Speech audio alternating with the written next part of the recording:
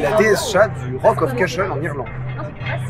En Irlande, ils ont, à plein d'endroits autour de l'Irlande, ils ont ce qu'ils appellent des Shelanagig.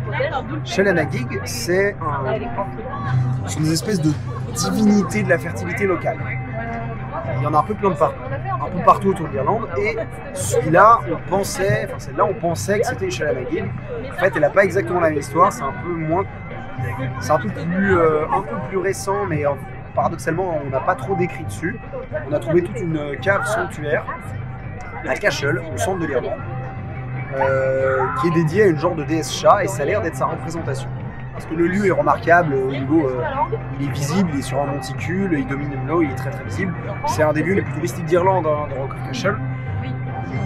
Et en fait, aux premières ères de la christianisation de l'Irlande, on croyait déjà un peu en Dieu par ici, on a déjà eu ça, mais on vénérait, on créait ce genre d'icône aussi. Les Shelanagig sont plus anciennes. Celle-là est plus récente. Elle est donc du haut Moyen-Âge, elle est du 6e siècle, quelque chose comme ça. Mais ça a quand même un peu ce côté de...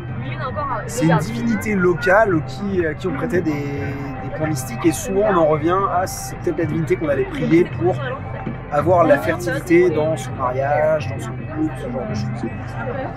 Mais cette iconographie, ce genre d'image renvoie spontanément à des genres de déesses de la fertilité qu'on va trouver dans la Mésopotamie, qu'on va trouver dans les plus vieilles ères de l'humanité.